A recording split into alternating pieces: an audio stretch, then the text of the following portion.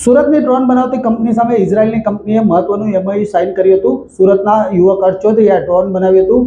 કામકાજી drone ડિફેન્સમાં ખૂબ જ મહત્વ સ્થાન ધરાવે છે, જો કે સમગ્ર દેશમાં આ ગૌરવની વાત સાબિત થઈ છે. મારું નામ હર્ષ ચૌધરી છે અને મેં ઇનસાઇડ એફપીવીનો સંસ્થાપક છું.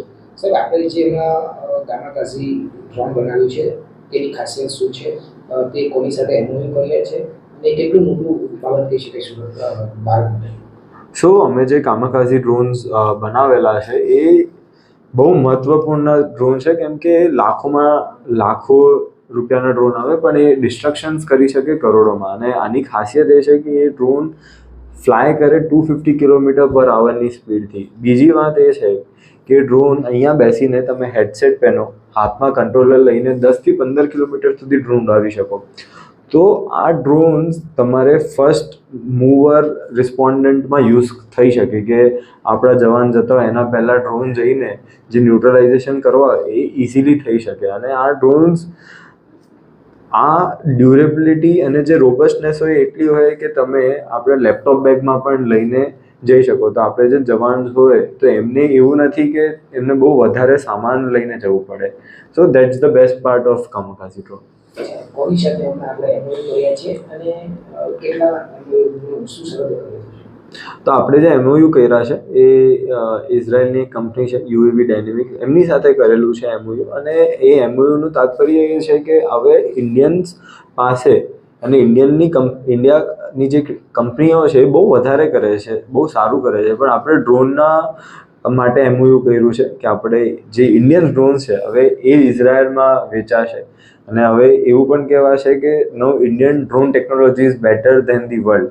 હવે તમે અગર 5 વર્ષ આગળ જોશો તો તમને આનું એક ઇમ્પ્લિમેન્ટેશન દેખાતું જશે અને તમને દેખાશે કે જે સપનું છે આપણે પીએમનું કે ગ્લોબલ ડ્રોન હબ બની જાય 2030 સુધી, એ આપણે આગળ વધીએ છીએ. અને આપણે એવું વિચારી શકીએ કે 5 થી 10 વર્ષમાં અમે ઇઝરાયલની એ જે કંપની છે એમના 10,000 ડ્રોન્સ એમને આપશું.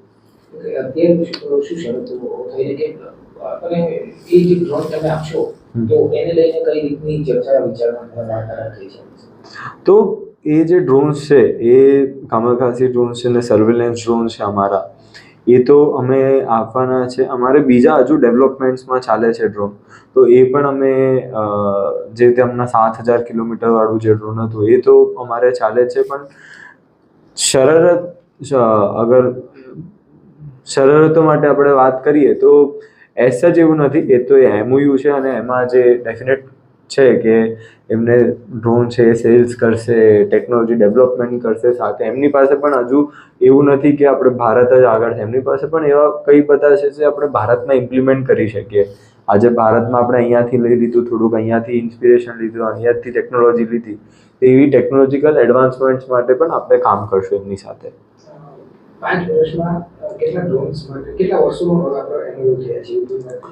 તો એમઓયુનું એવું કંઈ નથી ટાઈમ ડ્યુરેશન કે કેટલા વર્ષ માટે છે, પણ એમઓયુ ઇઝ લાઈક કે સારું રહેશે તો આગળ આપણે ડેફિનેટલી કામ કરતા રહીશું. આજે ઇન્ડિયન આર્મીએ આપણે એવોર્ડ આપ્યું છે અને ભારત સરકાર આપણે બહુ સારી રીતે આપણા ડ્રોનનું યુઝ કરી રહી છે.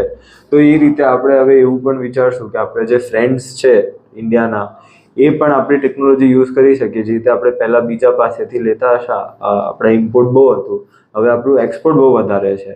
તો બસ આપણે હવે એ જ છે કે આપણે જે એક્સપોર્ટ કરીએ છીએ એમાં પણ ઇનસાઇડ એફપીવીનું આટલું કોન્ટ્રીબ્યુશન નાનું રહે કે ઇનસાઇડ એફપીવીના ડ્રોન્સ પણ એક્સપોર્ટ થાય છે બીજી કન્ટ્રીઓમાં.